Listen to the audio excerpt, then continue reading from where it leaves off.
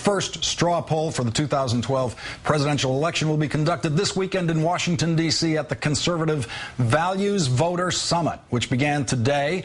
In our fourth story on the countdown, former Governor Sarah Palin will not attend. Former Miss California Carrie Prejean is attending. And an assortment of GOP nominee wannabes warmed up their anti-Obama sales pitch. One of today's featured speakers at the summit in Washington, D.C., former governor and current talk show host Mike Huckabee. He offered a few examples of present-day conservative obsessions. It is, at times, a country that is almost difficult to recognize. We have become the land of czars, clunker cars, and Hollywood stars. But unfortunately, it's also become a place where we've lost any semblance of those promises of transparency and accountability.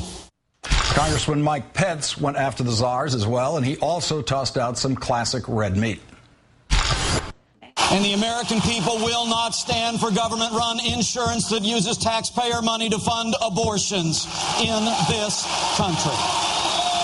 Washington, D.C. must become a no-czar zone, starting here and starting now. Of course, the 5 health bills in the Congress currently written would not fund abortions. Another popular speaker today was Carrie Prejean, who spent a great deal of time reliving that fateful night when a pageant judge dared to ask her how she felt about gay marriage. I tried to stand there and look pretty, but in my head, I could not believe that they were asking that question at Miss USA. I thought that it was extremely inappropriate for that venue. Former liberal Massachusetts Governor Mitt Romney is scheduled to deliver remarks tomorrow. And on Sunday, the results of the infamous straw poll will be released. Some of the possible contenders, Romney, Huckabee, Pence, and former Pennsylvania Senator Rick Santorum, along with former House Speaker, the thrice married and twice divorced Newt Gingrich, Louisiana Governor Bobby Jindal, Minnesota Governor Tim Pawlenty, and former Alaska Governor Sarah Palin, all still on their first marriages. Let's bring in the founder and publisher of the Dailykos and author of Taking on the System, Markos Moulitsas. Good evening, Mr. Markos. Great to have you with us. Thank you. Happy Friday, Lawrence. Now, you know, the titles of some of these sessions, I know you've been paying close attention to this one. The titles are pretty catchy. Speechless, Silencing the Christians. Thugocracy, Fighting the Vast Left-Wing Conspiracy was another. They also have Activism and Conservatism, Fit to a T.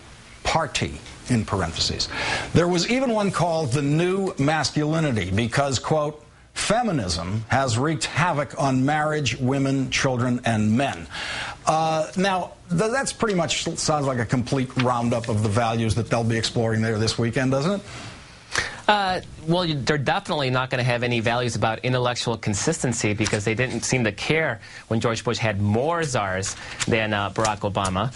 And they sure aren't going to talk about honesty and telling the truth in politics because between claiming that Obama wasn't born in the United States and claiming that Obama wants to kill your grandmother and claiming that these mythical bills have abortion language in them, clearly they've abandoned that sort of notion of truth and integrity a long time ago.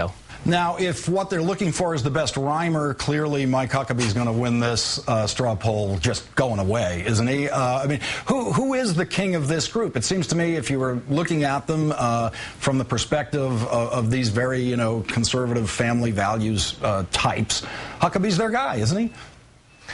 He's always been their guy. The problem with Huckabee is that he's not very palatable to the Wall Street Republicans, the guys who pretty much truly call the shots in the Republican Party, and they did a fantastic job of taking him out when he seemed to be the front runner post-Iowa in 2008. And I think they still make him nervous because they see him as a fiscal liberal. This is a guy who supported college scholarships to children of undocumented immigrants, which, of course, you know, anything that helps anybody, especially those brown people, is something that is completely unacceptable to the Republican Party these days. Now, of course, there was a health care panel today, maybe the first one they've ever had at a values summit.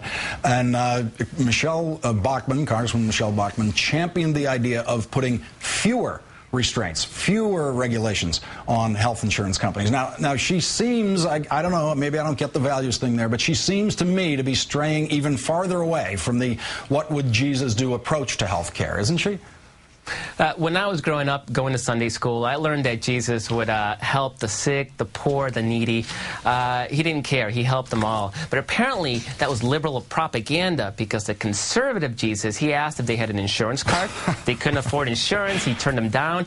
And when leprosy was considered a pre-existing condition, well, those guys were out of luck. Now, the big no-show, of course, is former Governor Sarah Palin. What significance should we draw from this? I thought she quit the governorship so she'd have time to attend important events like this. And if we're looking at this for hints of who the next presidential candidate is, doesn't it mean skipping something like this when all of the possible candidates for president are going? Doesn't it indicate she's probably not actually going to run for president next time?